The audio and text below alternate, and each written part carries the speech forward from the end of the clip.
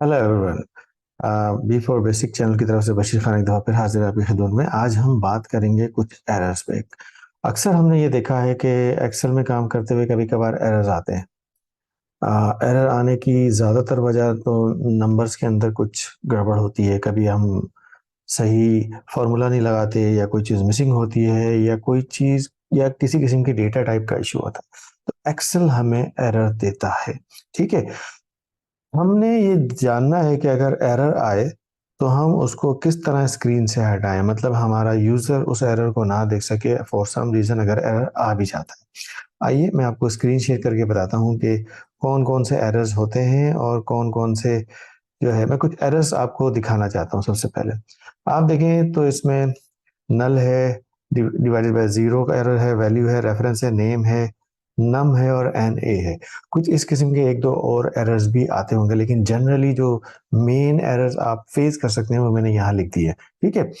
अब पहले इन एरर्स को समझते हैं, उसके बाद इनका सोल्यूशन समझेंगे। अब कैसे, देखिए, ये एक छोटी छोटी सी टेबल बना हुआ है। इसके अंदर डिस्क्रिप्शन है, अमाउंट है, आवर्स है और रेट है।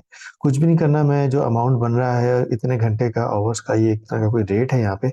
मैं उसको डिवाइड करने के लिए मैंने यहाँ क्या किया है कि C6 को इसको इससे डिवाइड कर दिया। ठीक है। इसी तरह मैंने नीचे वाले सेल में किया है, इसी तरह मैंने यहाँ पे किया है। ठीक है। यानी कि मैंने एक एक सेल को दूसरे सेल से डिवाइड किया, डिवीजन हो रही है। लेकिन डिवीजन का एरर कब आता है? जब यहाँ पे मौजूद वैल्यू या तो जीरो हो जाए। देखते हैं, जैसे ही मैंने सेकंड वैल्यू को जीरो किया तो ये कहता है कि can not be divided by zero, यानी कि इसके अंदर जो फंक्शनैलिटी है वो जीरो का डिवीजन एक्सेप्ट नहीं कर रही।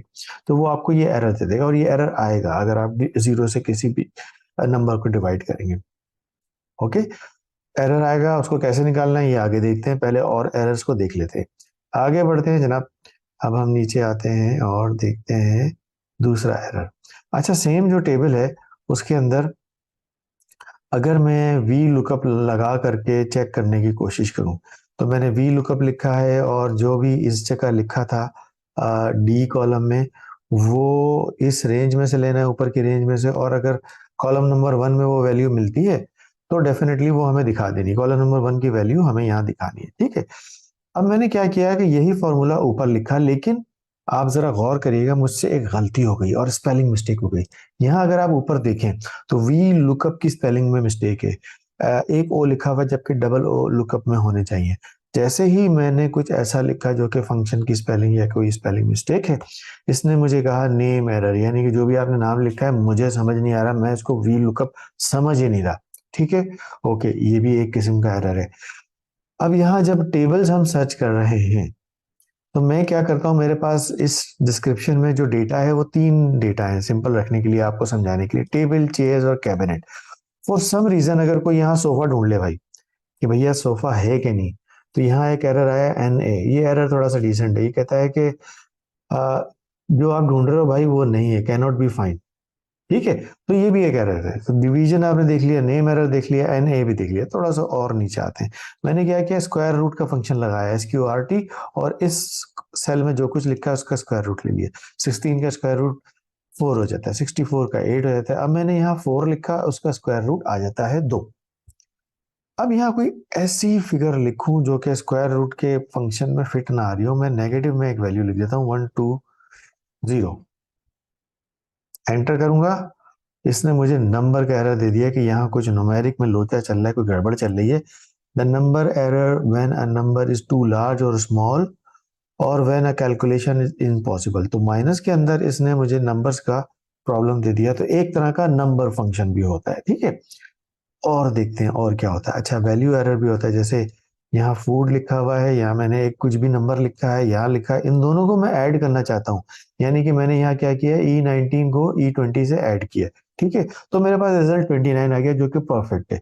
लेकिन मुझसे गलती हुई, और यहाँ पे मुझे नंबर लिखना चाहिए था, मुझसे गलती हुई।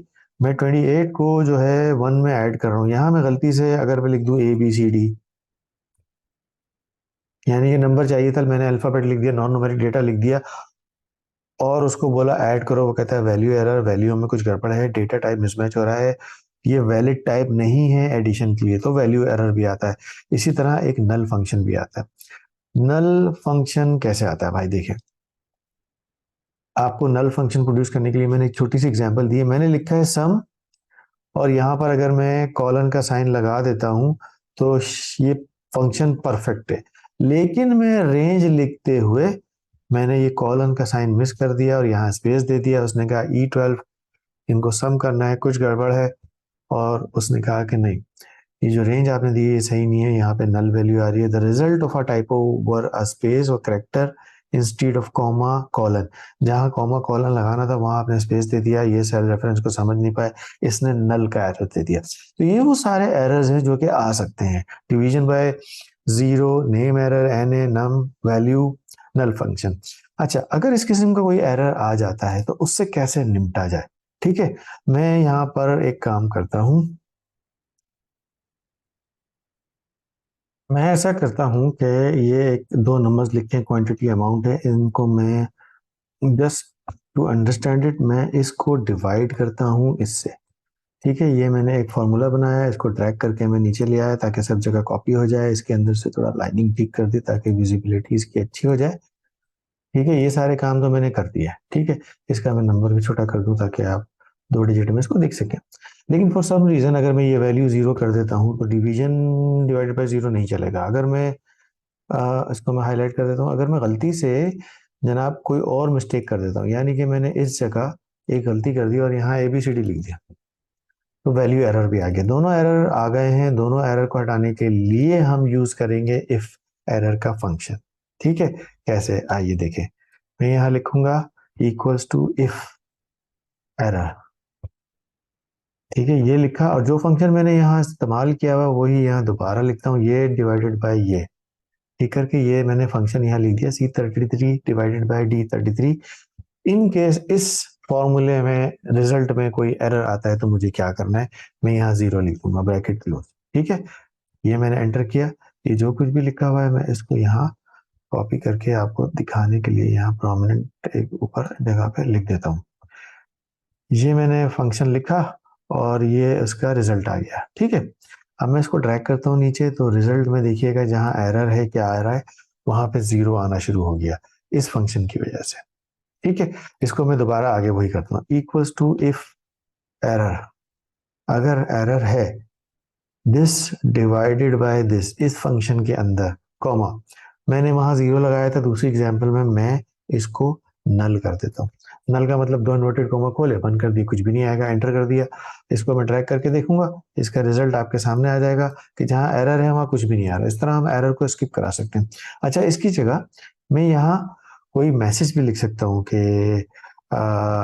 In correct data. ये मैंने एक मैसेज लिख के एंटर किया।